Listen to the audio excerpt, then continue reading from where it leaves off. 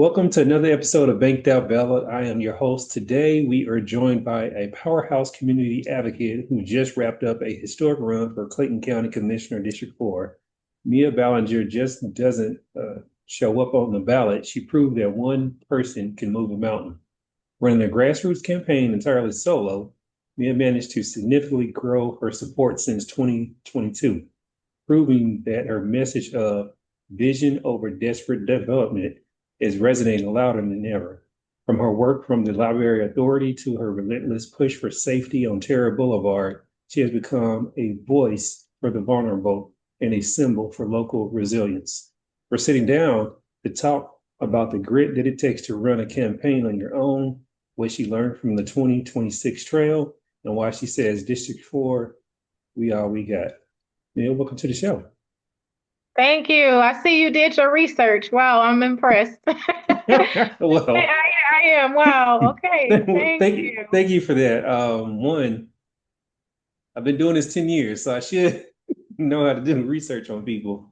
The Bankedoutt Ballot, show is still in its infancy. I think you're like my sixth episode technically, but as far as just interviewing in general, yeah, I've been doing this since 2016, and you're supposed to Oh, do research on your guests, so you can have right. some thought-provoking Okay. questions and stuff. You Got know, you. so it could be, Uh, a real genuine conversation. So I have quite a few questions for you, and I might skip around here. And if you got questions, you got comments and all that stuff, feel free to just chime in as well. But I want to start off with you saw a notable increase from your votes of 2022 to 2026. What specific changes in your outreach strategy did you think most effectively connected with the community this time around? the one-on-one, the door knocking. Before when I ran, I didn't do much door knocking. It was me, and I probably had about four other people then, not a lot of volunteers. But this time I focused on door knocking, listening to people, giving them a hug, Mhm. talking to their little pets and it was more of a connection. So that's really what I believe helped.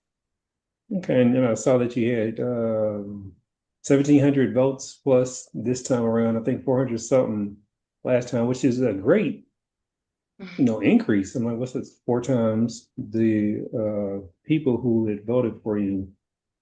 Yes, Um, yes, I, yes. I want to know what was it like mentally for you to campaign, and you did it like by yourself. So how was that process? When did you start? And I know you just wrapped up, I think the other day.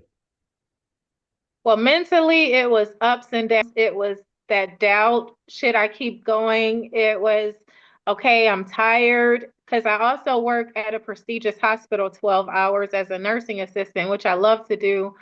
And it was doubt crept in so many times in my mind where I said, should I quit now? But I Mhm. kept fighting.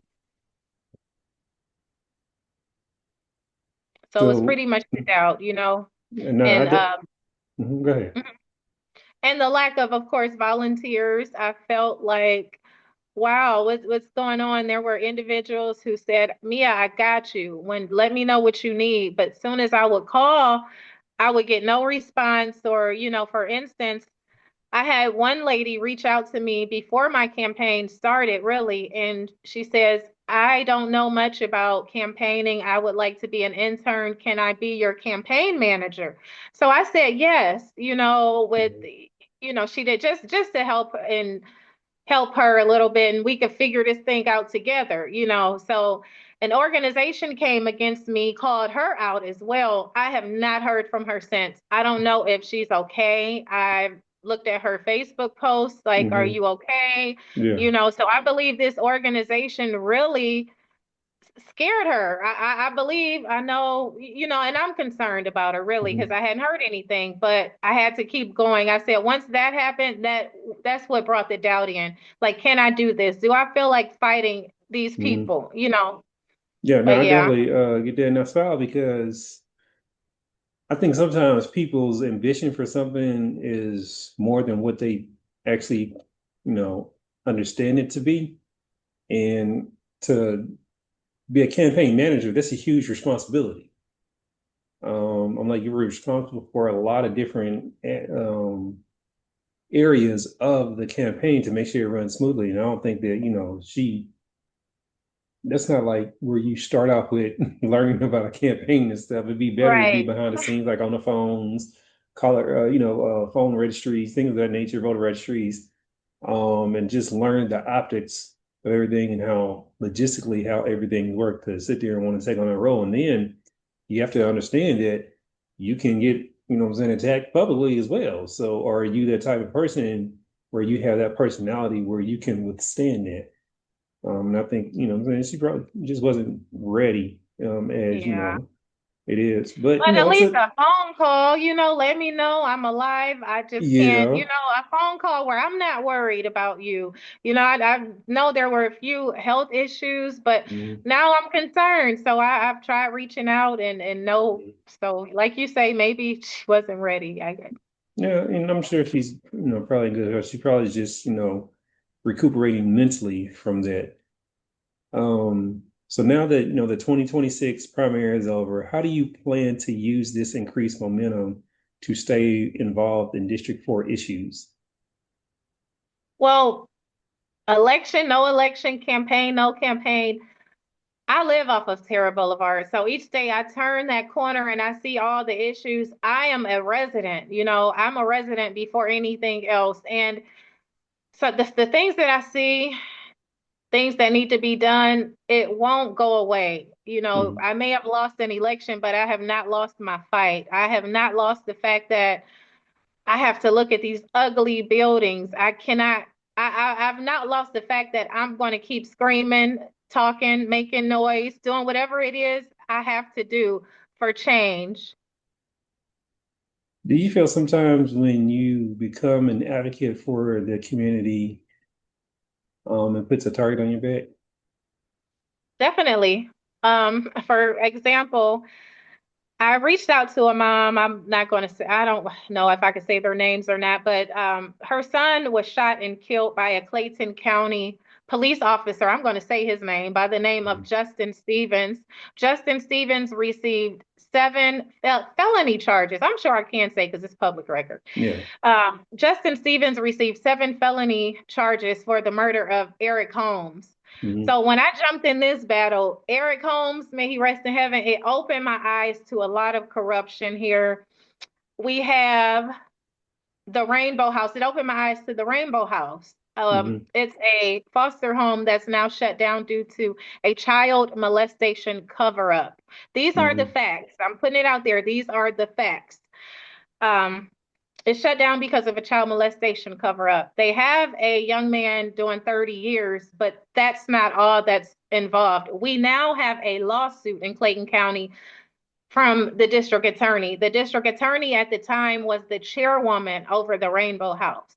When Hmm. I got out there and protest before even starting this campaign, I told the mother of Eric Holmes, I said, I can't get out here and protest. I lost an aunt who fought against corruption and was found murdered when I was about 10 years old. So I can't get out here. My safety, I can't. Next thing I know, I'm calling her. When are we going to protest? I'm ready. Hmm. Forget this, forget that. And yes, the target was on my back. I felt it. I felt even times that I was being followed. I mean, maybe it was just my paranoia or something, but I was receiving little messages, and it didn't scare me off. Nothing scared me off, but that just made me realize how much of a fight, how much corruption is going on just from fighting one issue, opened the door and opened my eyes to so much more. And I will continue. I was quiet on it, trying to be politically correct as I was Hmm. running. I didn't mention much. Now that Hmm. it's over, the doors, my mouth is open. Hmm. Hello, and it's got to be known. And I I thank would. God Mhm. No, go there are ahead. angels there are people that are speaking up about this issue. Mhm. Finally, finally opening people's eyes. I will tell you from personal experience and being a good disruptor, right? Because to speak out against corruption, it takes bravery and courage. But when you do things like that, it gives other people the courage to do so as well, because everyone knows what's going on because people whisper and spread secrets like that, but no one brings it to the light. When you bring something to the light, you help magnify, which invokes change that needs to happen. Um, the other thing I was going to say with that, we need people like yourself to be able to speak out, but we also need people who are going to support you as well in organizations to stand behind you. Because right is right and wrong is wrong. And there is so much corruption going on from what I've researched, not only within the Clayton County, Metro Atlanta, all the way down to Macon, Georgia, where is I was based at for like 20 years, and learning what really how politics really works. Yeah. I think it's very eye-opening to those who don't understand because it's easy to live in your own bubble of your own day and just, go to work and stuff like that and not worry about issues at large. But if we don't worry about the issues at large, then that's where corruption gets to take its seed and grow.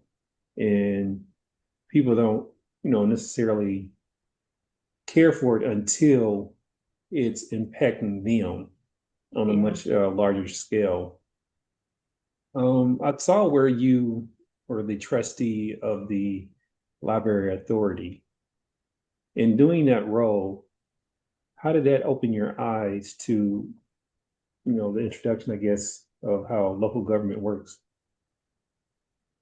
It opened my eyes as far as teamwork to get things done more. Well, I always knew about teamwork, but that was an amazing team. Even for the holidays, they would put things on for the library. They did the budget down to the T. You saw where the income, the budget was going, where the funds were going. Everything was laid out to where very understandable. Um, I enjoyed it because I was surrounded by people who wanted the same thing, who want the same thing, the best for the county and the best for the library system, for the team. And I saw changes, even maintenance work, things being done with that budget, Mhm. where you could see even the small things, not small, but air conditioned, things of that nature that were getting done. And it was like every meeting, all I could do was clap and be proud, and I resigned because I knew I was going to run for a seat and I needed every minute I could, but being on that board, it was amazing. It taught me that there are people out here willing to put their time on the line, dependable individuals, that you're not out here by yourself. This team is awesome. I loved being a part of it. But like I say, I had to resign because I knew running for this seat, it was going to take time and I didn't want to feel like I couldn't make it to this meeting. I didn't want to not be there, so Mhm. I just let a few individuals know, and it was bittersweet, but they are still doing an amazing job. You can even go for public comment, That's and what's up. yeah. I like that. I like that you had that positive experience as well. Your platform focuses on or focuses on revitalizing abandoned properties. What specific neighborhoods in District 4 do you see as having the most untapped potential for this kind of renewal? Tara Boulevard, especially, there's a gas station that I've just called my baby. It has Mhm. never had a for sale sign. No one knew what was going on. All you know is this building has been sitting there just going to waste for the longest, for many years. So finally we made some noise. I made some noise. Now, of course, you finally see a for sale sign, so that'll put a few people to ease, okay, where they're trying to do something with this building, but not trying hard enough. There's several buildings on Terra Boulevard. There is several on Arrowhead that are abandoned. And every time I go down the street, it's like a third world country where no one cares. Even the Mhm. residents don't care. And it seems like people are happy to live like this, but it's no, I can't do it. But there are several buildings on Terra Boulevard.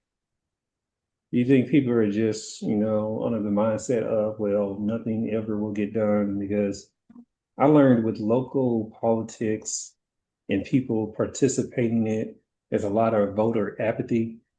And people do voice their concerns, but at the same time, it seems like they don't think that their concerns will be met. That's definitely true. And people don't vote because they'll say, well, my vote won't count. It doesn't matter. The government's going to do what they want to do anyway. Our turnout of voters for District 4 Commissioner election, it was low, less than 10,000 people. We have, what, 297,000, 300,000 people here in Clayton County, period. But the Mm, turnout and it was, mm-mm.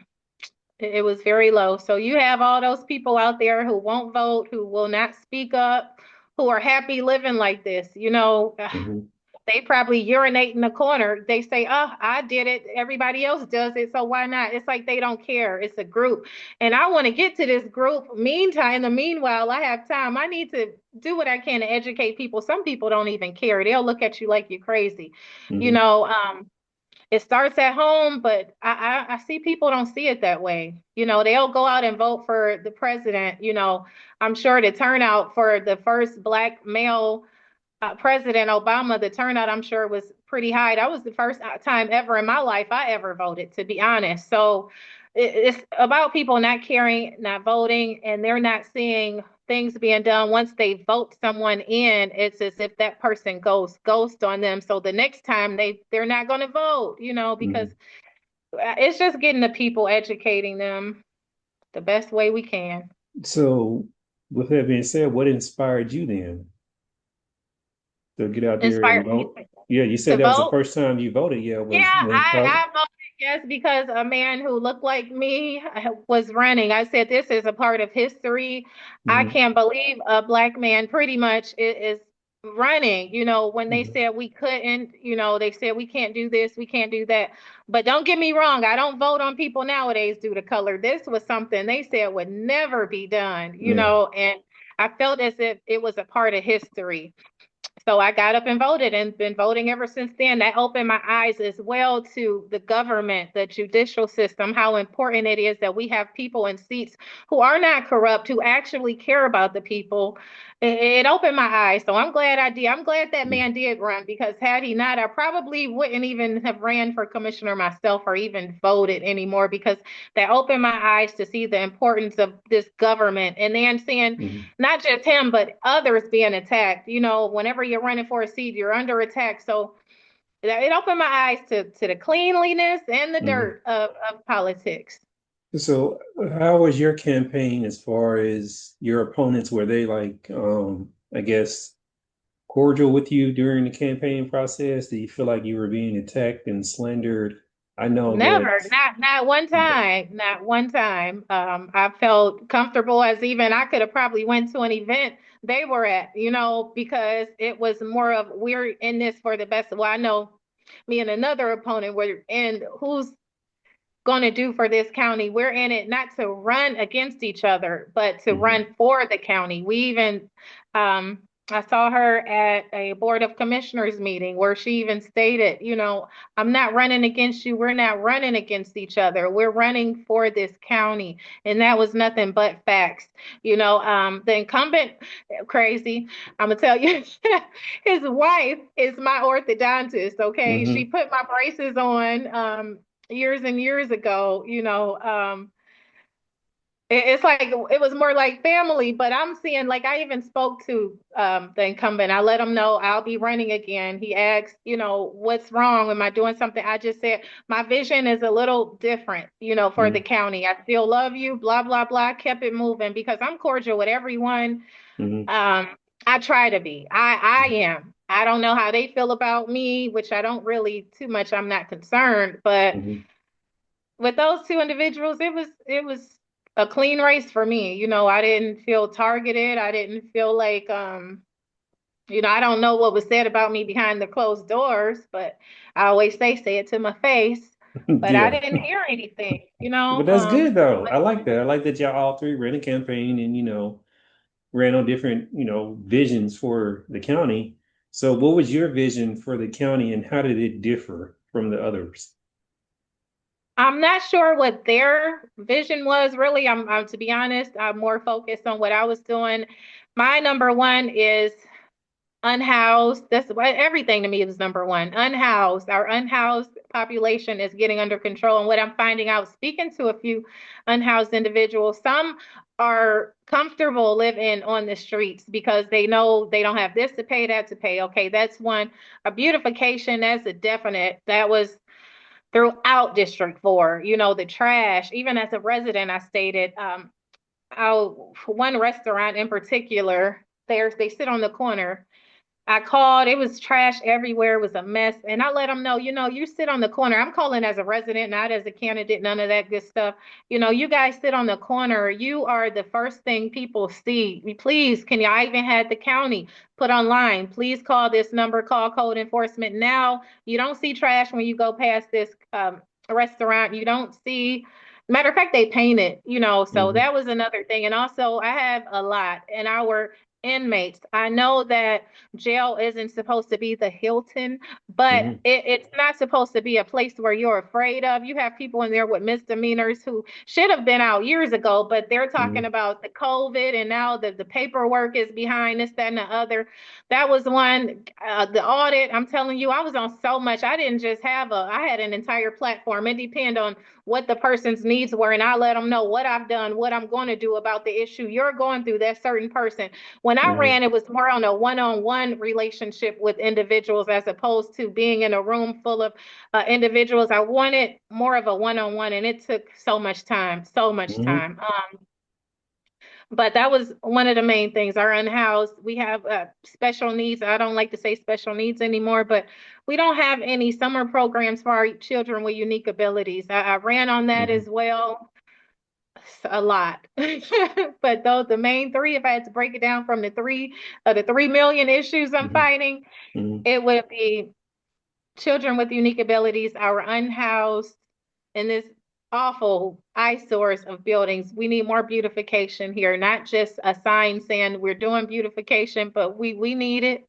I see the construction work being done, but it's we need a lot more. But Yeah, I definitely get that. So if you were to be elected, how would you have implemented your strategy into office? And I just want to get clarification of how Clayton County in particular government works because I'm familiar with the consolidated government, but with Clayton County, you know what I'm saying, being its own entity and then every city within Clayton County being responsible for its city limits, how much power do commissioners have to where they can well, implement those strategies that they want to?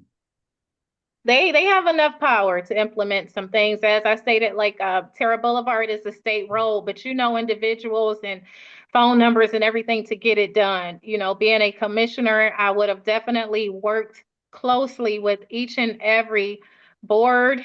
Especially, we have economic development board. We have people in place that you talking a relationship. I would like to get more involved, what's going on. I would be able to find out what's going on as opposed to just being at a meeting. I would be behind these doors, sitting at the table where I Mm-hmm. could put in my 2 cents. I could learn as well as speak what's on my mind. I would definitely use our boards, economic development. We have a tourism authority board. We have so many boards in place where I would have just been one-on-one here and there, just working closely with those individuals, and whatever I had to do, to get things done, I would have done it. If I had to beg and plead, okay, to get some things done, to get help, it's people in place that can do that. Mm-hmm. And I'm thankful for each and every person on the board, just like even the trustee board, that they are appointed by the Board of Commissioners, so Mm-hmm. we appoint these, and I say we, but they appoint individuals to be a part of a board that can get the task done, but it wouldn't just be the board. I would have put myself in meetings, so Mm-hmm. I could better educate myself and get out there and do the work, be and speak to individuals. So now that you're going back to being like the community liaison or advocate, How do you think you'll move differently now and still trying to get things done that need to get done, even though you're not in the position of power to get them done? I would just continue doing what I've been doing, except I wouldn't be all over the place this time. Normally, I'm all over Clayton County, but I would focus on one fight at a time, one battle at a time, and make sure things are getting done, getting heard right now. Well, before I would fight so many battles at one time, like I stated, and it would be mentally draining. And then I would have to go back and circle around what's going on with this issue, what's going on, but pretty much the same that I've been doing, fighting, taking phone calls, whatever I need to do to get results. Have you ever considered forming an organization to assist you with your mission? Because, like you said, even I would say, like, say logistically, moving around, going from place to place to place, you're doing all this on your own dime, and you still have to, work. Have you thought about like forming an organization, some type of community I, organization, I nonprofit, had thought whatever? about one. I have not. I've thought about a nonprofit for children with unique abilities, but I know it's time and energy. That's been something that's been on my mind, on my heart, a nonprofit. But I know with certain nonprofits, you can't do this, you can't do that. You have to do things a certain way. And I'm sorry, I just can't move how an organization or a nonprofit wants me to move. There may be a battle where I'm going to have to say something and speak to someone, and the organization may go down or my nonprofit may not work anymore because of something I said. I just Mhm. cannot not Yeah. fight. So I don't think that's the only reason I have not implemented any kind of nonprofit for myself or for the county, because my mouth and fighting against corruption and being a part of a non I'm only being serious. No, I love it. Part of a nonprofit, I can't. My nonprofit will probably be shut down in 2 days Yeah, because I'm no, fighting. Yeah. I, So I yeah. get it. In order to effectively fight and to bring attention, some people's feelings and truths have to be spoken. And it's I get the nonprofit route and or whatever was it government liaison structures, and I'm like, there's all sorts of different structures, but even using that, I could see where you're saying there could be a little bit, friction there because you have to be more politically correct and things of that nature. And I think the Yeah. best person that can do something in a position of where you're not in power is that you can be the biggest brand for the community, but still be considered an individual and still have Mhm. the influence, and have the trust of the people. Because I tell people all the time, like, first of all, Trump ran or whatever, he put out a blueprint. And if he did it at the federal level or whatever, then, you don't have to be so polished. But at the same time, I get it. Everybody has their own different set of rules that they can do. And every rules don't apply to everyone. So what's your plan then? Like I look at it like this from a marketing and strategist type of play. Do you plan on building your brand up more so that way your brand and what you're known for doing in the community can become so big that it will help you move things in the directions that you need to do without the risk of, the funding and all that stuff? Because doing it personally and building up a brand, just like for instance, let's say if you get super popular on Facebook, I'm like, with whatever 6,000, 10,000 followers or whatever, now your page becomes eligible to be monetized. And if you're putting out stuff that seems a little bit controversial, whatever, at least, you know what I'm saying, it's spreading like that, creating awareness, but also paying you at the same time. One hand is watching the other.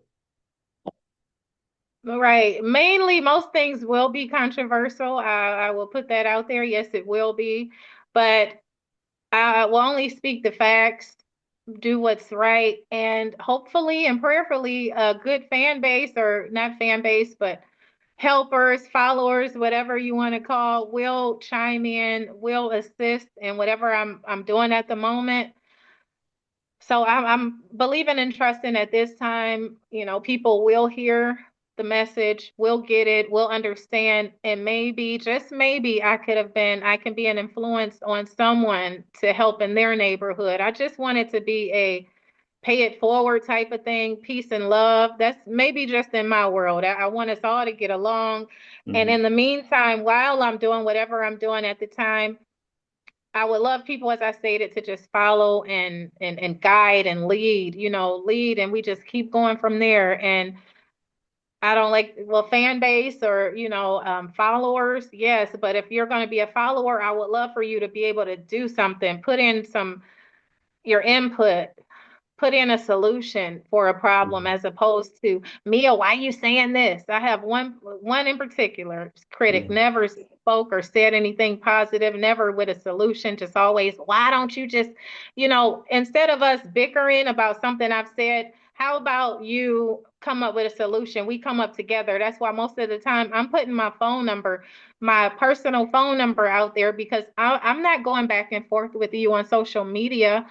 We Hmm. need solutions. So I'm hoping with the fan base or the increase in people who are hearing and listening, we all come up with a solution,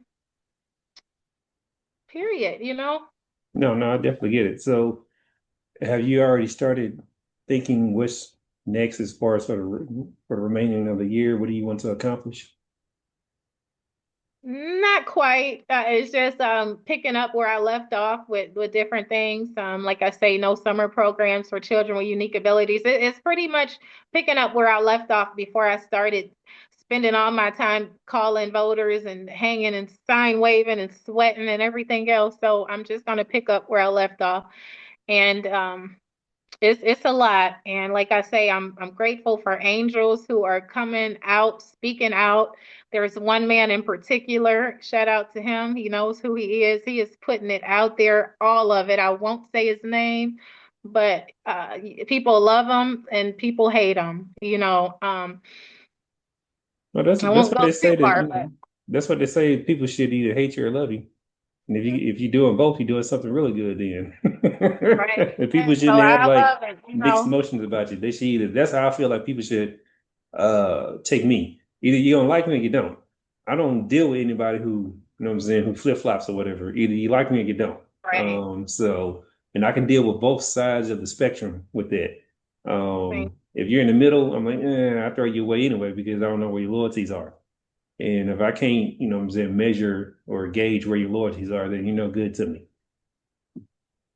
But I will be Mhm. studying more about political concepts and the Mhm. political side of doing things, ethics and all of that, what is and what is not. So this gives me more time to educate myself on things that could be done by the book, Mhm. and I've got some time because yes, I do plan on running again. I will be running again. But the only thing with that is in 2028, I believe, is when they're going to draw the district map again. So I'm in District 4 today. Tomorrow I may be in District 3. So it's up to Mhm. the government. So in the meantime, while they're playing with pencils and pens and paper, I'll be educating myself better, attending more meetings, getting more involved with the budget, with what's really going on, as opposed Mhm. to me always coming. Yeah, people that know me know I'm screaming all day, fix this, fix that, we need that. So I want to look at solutions. I look at every aspect of this political mumbo jumbo, pretty much. I get it. I feel like, you know what I'm saying, your energy towards how things are and you want to go ahead and, map out solutions and go ahead and get it done. That way you can move on to the next issue. And I've learned with politics and government entities, whether it be at, federal, state, or local level, they tend to, move slow. Hmm. Everything, has to go through this process. And, sometimes there's way more red tape than there should be. But I do understand, or, not saying it not to have processes, but at the same time, some things can be more efficient. So for anybody out there who's wanting to learn about you, learn what you stood for, You didn't want to reach out and help you with your mission and stuff like that, what do they need to be directed to? Oh, my phone number is my personal cell phone number, 404-736-5189. So we could call, chat. I've done in the past, even before the election, done meet and greets. Maybe 3 people will show up, but I always had people calling with different issues. But I ask that y'all show up this time, show out. Let's hold these elected officials accountable for each and every word. And to get to me, just call. One call, that's all. I have individuals who can attest to small things. They may have had cars parked in the neighbor's yard. Well, guess what? That neighbor no longer lives there. Okay. So yeah, I get excited over the small wins. So I could just imagine once, yeah. Yeah, the small wins add up to big wins. Well, Mia, thank you for sharing your story. Thank you for what you're doing for the community. It takes people like yourself to be able to move the needle forward, and the fact that you're still committed regardless of the election results. For everybody out there, she just gave her number, and I'll also put her Facebook page as well, so you can do that. And then anybody else out there, if y'all have any elected officials that are running, any candidates, any policy changes that you want to know about, send them in. You can always support the platform, Bankedoutt Ballot.